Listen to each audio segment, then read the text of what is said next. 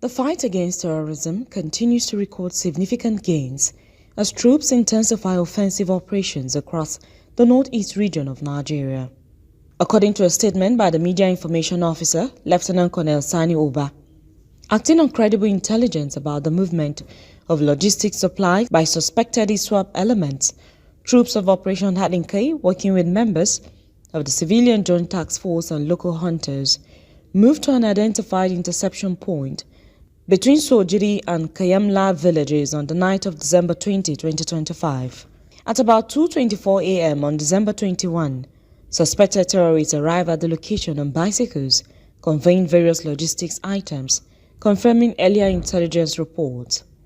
Troops already positioned in concealed and coordinated formations launched a decisive ambush on the group. Now, this is the update that has come out of Borno State, and it is one that immediately draws attention because of where it happened, how it happened, and what it could mean going forward. In the early hours along the Damboa-Maiduguri Road, one of the most sensitive and strategic routes in the northeast, Nigerian Army troops under Operation Hadin Kai, working closely with members of the Civilian Joint Task Force, engaged ISWAP fighters in a fierce gun battle. By the end of that confrontation, no fewer than 21 terrorists had been neutralized across coordinated encounters in Sojiri and Kayamla villages. Now, let us look at this clearly. This was not a random clash. According to military sources, the troops acted on credible intelligence that a large number of terrorists had converged along that axis, possibly preparing for coordinated attacks that could threaten Maiduguri, Damboa, and surrounding communities. If you are watching this breakdown, please like this video and subscribe. The troops reportedly made first contact around noon after observing the terrorists advancing in formation. We are told the number was significant, estimated at about 100 fighters. As the firefight continued, another group attempted to launch a surprise attack from the rear, but the troops held their ground, maintained formation, and engaged with what the military described as superior firepower. By the time the dust settled, at least 17 terrorist bodies were confirmed at the scene, with strong indications that more were wounded or killed, judging from blood trails leading into nearby bushes. Exploitation of the area is still ongoing as troops continue to search and clear fleeing elements. Another angle to this issue is what happened shortly after in a related operation. Acting again on intelligence, troops of Operation Hadin Kai, in collaboration with CJTF members and local hunters, positioned themselves between Sojiri and Kayamla villages on the night of December 20. Around 2:24 a.m. on December 21, suspected ISWAP elements arrived at the interception point on bicycles, conveying logistics supplies. They had no idea they had walked into a carefully planned ambush. The troops struck decisively. 17 more suspected terrorists were neutralized in that operation, while others escaped with gunshot wounds, abandoning critical supplies. Items recovered included bicycles, food items, drugs, medical supplies, detergents, clothing materials, torchlights, bicycle tires, assault weapons, and ammunition of various calibers. From this point, we need to understand what this actually means.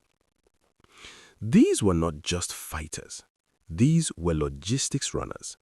And in insurgency warfare, logistics is life, food, medicine, clothing, transport. Once you disrupt these, you weaken the operational capacity of terror groups without necessarily engaging them in direct urban combat. Please like this video and subscribe if you value calm, balanced analysis. Following the ambush, troops conducted a tactical withdrawal to regroup and stabilize the situation. The military openly acknowledged the emotional impact of losses on the men, but stressed that morale remains high and fighting efficiency is strong and unwavering. Now, let us move into the legal, political, and security implications of this development. From a legal and constitutional standpoint, the military's actions fall squarely within its mandate to protect Nigeria's territorial integrity and safeguard citizens. Operation Hadin Kai operates under rules of engagement that permit proactive, intelligence-led operations against designated terrorist groups like ISWAP. However, the recurring concern Nigerians often raise is sustainability. Tactical victories are important, but questions remain about holding territory, preventing regrouping, and ensuring civilian protection once troops withdraw. Another issue that always comes up is transparency. While military sources provide casualty figures and recovered items, independent verification in conflict zones is difficult. This does not negate the operation, but it explains why some Nigerians remain cautiously optimistic rather than outright celebratory. From this point, we also need to talk about the national context. This operation is happening against the backdrop of widespread insecurity across Nigeria, from banditry in the northwest, kidnappings in the north-central, separatist tensions in the southeast, to economic hardship affecting families nationwide. Security remains the foundation upon which every other national issue rests. For people in Borno State, especially those who live along the Damboa-Maiduguri Road, this is not just news, it is survival. This road has witnessed ambushes, abductions, and deadly attacks in the past. Every successful military operation along this corridor reduces fear for travelers, traders, aid workers, and local communities. Think about the ordinary farmer trying to move produce, the driver transporting goods, the family hoped to return home safely. This is where national security becomes personal. My viewers, if you are following this breakdown, please like the video and subscribe. Now, let us examine the emotional and human angle. For supporters of the military, this operation represents hope. Hope that intelligence-led coordination between the Army, CJTF, and local hunters is beginning to yield consistent results. Hope that communities are no longer just passive victims but active participants in their own security. For families of soldiers, there is pride but also anxiety. Every operation carries risk. Every deployment carries uncertainty. The military itself acknowledged the emotional toll on its men, which is a rare but important admission. On the other side, there are critics who ask hard questions. Are these gains being consolidated? Are communities adequately protected after operations? Are displaced persons truly able to return home safely? These are not anti-military questions. They are national questions.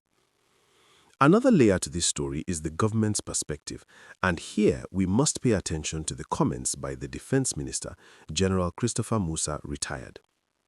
Speaking in Abuja, he made it clear that the federal government has given the military a firm mandate to deal ruthlessly with terrorists, bandits, and criminals across the country.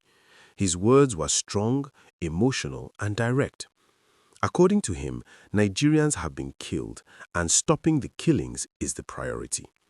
He also referenced international support, noting that assistance is now coming not just in words, but in action, and expressed appreciation to Nigerians for supporting the armed forces. His message was clear. The government believes this is a turning point. Quote, "Every criminal is a terrorist. We are going to go after them. We are going to take them out." End quote. Now, ask yourself this question and drop your answer in the comments. Do you believe this tougher posture will finally translate into long-term peace, or have we heard similar assurances before? Please like this video and subscribe if you appreciate balanced conversations like this. Let us now bring in the reactions from Nigerians on X, because public sentiment matters in a democracy. One user wrote, "This operation shows the importance of intelligence and coordination in fighting terrorism. We must continue to support our security forces while ensuring that civilians remain protected." Another said, "Good job. Our gallant troops should sustain the tempo of assault against these criminals." A third reaction noted, "Since the Chief of Army and Defense Staffs took over, the onslaught against terrorism is taking a positive twist." Then there was a more emotionally charged reaction. "This is the way to go. No mercy, no retreat, and no negotiations. Send them back to the Creator." And finally, another user added, "Water, water everywhere. Kudos to any CJTF and other militias who joined in mopping the miscreants. These reactions show something important. Nigerians are tired of excuses, tired of insecurity. And when they see visible action, emotions run high. But from this point, we must slow down and analyze carefully. While aggressive military action can weaken terror groups, long-term stability also depends on governance, economic opportunities, de-radicalization, and reconstruction. Borno State has seen years of conflict. Communities need schools, hospitals, roads, and livelihoods alongside security operations. The future implications of this operation are also significant. In the short term, we can expect follow-up operations, further exploitation of the area, and increased military presence along key routes. In the medium term, there may be renewed confidence among local communities and travelers. Politically, the government will likely point to this operation as evidence that its security strategy is working. International partners may also see this as proof that intelligence sharing and logistical support are yielding results. But here is the question for you, and I really want you to respond in the comments. What should come next after these military victories to ensure that terrorists do not simply regroup and return? Please like this video and subscribe. If you value calm, detailed, and honest analysis, kindly subscribe. As we continue to monitor developments from the Northeast, one thing is clear. This is not just about numbers or recovered items. It is about whether Nigeria can finally turn tactical wins into lasting peace. We will keep watching, we will keep analyzing, and we will keep asking the questions that matter.